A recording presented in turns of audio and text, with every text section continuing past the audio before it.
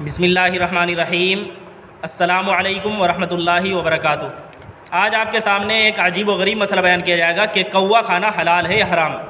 دیکھو، اس مسئلے کی 3 صورتیں ہیں۔ 2 صورتوں میں کوا کھانا حلال ہوتا ہے اور 1 صورت میں کوا کھانا حرام ہوتا ہے۔ وہ 3 صورتیں تو میں بعد میں بیان کروں گا، پہلے آپ مفتی طارق مسعود صاحب کا یہ کلپ سنیں۔ کیا کوا حلال ہے؟ میں نے ایک مفتی صاحب سے سنا ہے کہ اگر کوے کی کو 7 دن تک حلال اور پاکیزہ کھلائی جائے تو وہ حلال ہو جاتا ہے۔ کیا یہ بات صحیح ہے؟ جی صحیح ہے، اگر چند دنوں تک اس کو آپ نے پاکیزہ چیز کھلائی ہے تو کوا بھی پھر حلال جانور ہے۔ تو پہ نجدی مجھے کیوں نہ خار آئے کہ یا گوشت سنتے تجھ کو فوراً بخار آئے، اور سرکار کے کرم سے کھاتے ہیں سنی حلوہ، اور دیکھو تو نجدیوں کو کوے پہ پیار آئے۔ اس مسئلے کو لے کر دیوبندیوں کا، خاص طور پر مفتی طارق مسعود صاحب کا بہت مذاق اڑایا گیا۔ کسی نے کہا کہ یہ دیوبندی کوے کھاتے ہیں، کسی نے کہا کہ مفتی صاحب کو جا کر کوے کھلاؤ، اور کسی نے کہا کہ مفتی صاحب حدیث کے اندر تو مسلم شریف کی حدیث ہے، حدیث کے اندر تو کوے کو فاسق کہا گیا ہے، تو پھر آپ نے کیسے حلال کہہ دیا؟ تو حدیث کے اندر جو کوے کو فاسق کہا گیا ہے اس کا جواب تو میں بعد میں دوں گا۔ سب سے پہلے تو یہ سمجھنا چاہیے کہ اس مسئلے کی 3 صورتیں ہیں۔ ایک صورت میں کوا کھانا حرام ہے اور 2 صورتوں میں کوا کھانا حلال ہے۔ حرام کون سی صورت میں ہے؟ اگر کوا صرف اور صرف نجاست کھاتا ہے، گندگی کھاتا ہے، مردار کھاتا ہے، تو اس کوے کو کھانا بالاتفاق حرام ہے، کسی بھی عالم کے نزدیک جائز نہیں ہے۔ اور اگر کوئی کوا صرف دانہ کھاتا ہے، باجرہ کھاتا ہے، یعنی پاک چیزیں کھاتا ہے، تو اس کوے کو کھانا حلال ہے۔ اسی طرح اگر کوئی کوا دانہ بھی کھاتا ہے، پاک چیزیں بھی کھاتا ہے، اور مردار بھی کھاتا ہے، ناپاک چیزیں بھی کھاتا ہے، تو اس کوے کو بھی امام ابو حنیفہ رحمۃ اللہ علیہ نے حلال کہا ہے۔ کیوں؟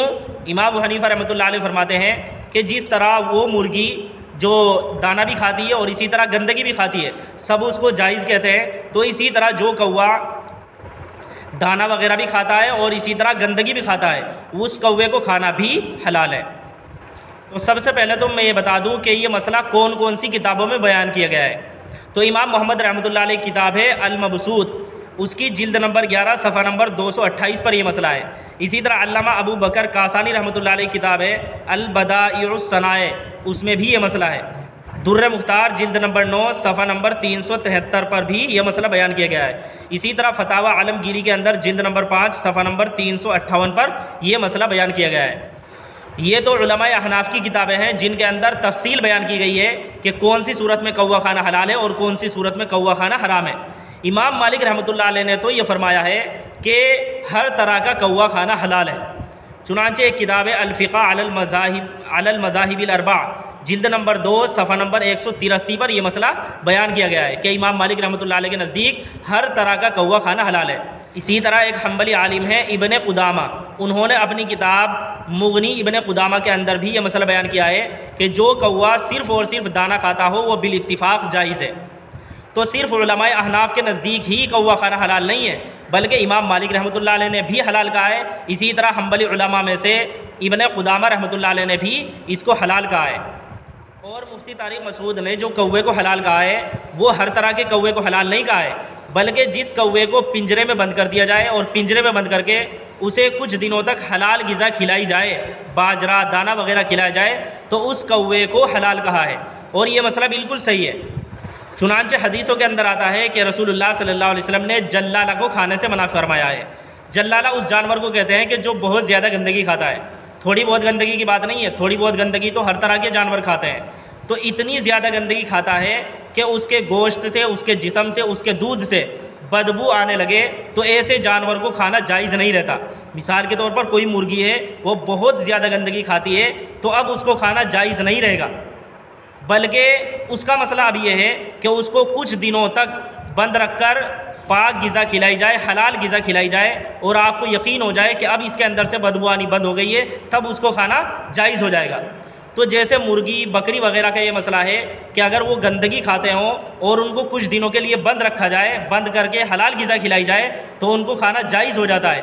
اسی طرح کوے کا مسئلہ ہے کہ کوا بہت زیادہ گندگی کھاتا ہے، کوا بہت زیادہ گندگی کھاتا ہے، لیکن اگر اس کو بند کر کے پنجرے میں حلال غذا کھلائی جائے تو پھر اس کو کھانا جائز ہو جائے گا، کیونکہ کوا اپنی اصل کے اعتبار سے حلال جانور ہے، حرام جانور نہیں ہے۔